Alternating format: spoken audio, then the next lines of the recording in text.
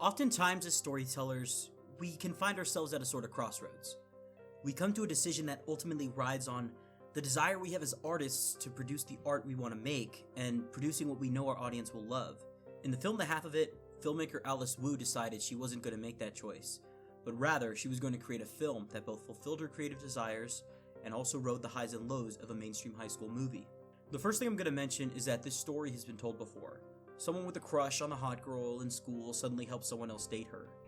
Some of us still remember Steve Martin's Intro to Cuckery the movie very fondly. Alice Wu had to find a way to make the story interesting, assuming she knew it had been told before.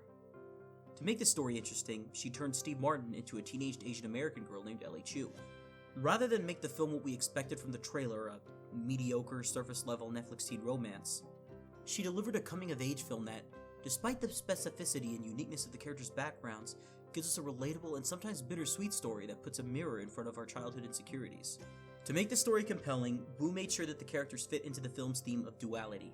Ellie is a smart, reserved, and mildly pessimistic teenage girl who lives in her attic. Paul is a ditzy, outgoing, and optimistic character who lives in his family's basement.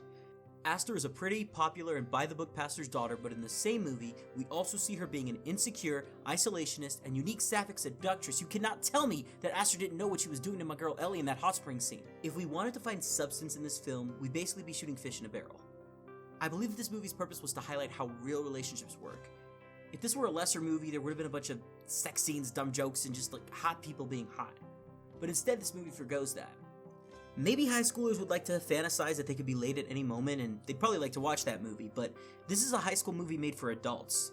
What I mean is that it seems like this movie was made for people to look back on high school, not for them to see a modified rendition of what they're currently experiencing. Ellie and her father have a unique relationship. They don't talk much to each other. Wu explained in an interview that for many Chinese people, this is how parents and children interact. They don't say, "I love you" to each other, they just do things for each other to display their love. I believe this is partially what makes Ellie such a closed book to begin with. It isn't until she meets someone who's open and outgoing that she opens herself up to new experiences. So how can we as storytellers hope to capture that magic? How can we create a film that appeals to a wide audience and doesn't come off as too artsy while also exploring the substance that we want to explore? The way that I think Wu accomplished this was by making sure her characters weren't stereotypes, or at least they weren't one note. A lesser movie would have simply made Ellie the straight man, cough cough, and Paul some meathead jock. However, like real people, these characters have layers and personality changes depending on who they're around. They're multidimensional, and it serves to create situations that make the film more relatable and unique at the same time. For example, the hot spring scene. I know I've already mentioned it, but I feel like it's important to bring up for one specific reason. The idea of the scene is completely unrealistic. The fact that in a small town, one person can find a hot spring a few yards off a hiking trail and have no one else find out about it is ridiculous. But during the scene, we don't think about that. Why? Well, the main reason is because we know how Ellie feels about Aster, and the very idea of Aster bringing her out to a private spot and getting half naked in an intimate setting like that can trigger the most intense panic. For most of us, situations like that never happen. However, we've all been embarrassed in front of a crush, and it's that feeling that's triggered when we watch this scene.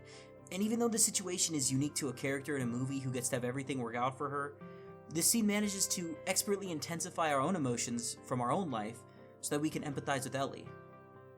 The whole situation would never happen if Ellie were a no-bullshit stickler like she may appear during the first few seconds of the movie. If Aster were a stereotypical good Christian preacher's daughter, she would have never done half the things she did in this film. In episode 2, I ended the video by saying, when you know what the point of your story is, you should own it, because the audience will be able to appreciate it more. I don't think that statement could be any truer than it is for this movie. The movie's called The Half of It. Throughout the whole film, the theme of duality is thrown into our face, and we accept that as the idea the movie's trying to explore, and we're able to ride the story out comfortably while also absorbing the main theme of the story. So remember this when you're creating your own stories. Have fun with what you're making, and keep the main theme in mind when you're developing your story. If you can remember that, then there's no doubt in my mind that you'll be able to write a story that bridges between having mainstream appeal and being artistically fulfilling.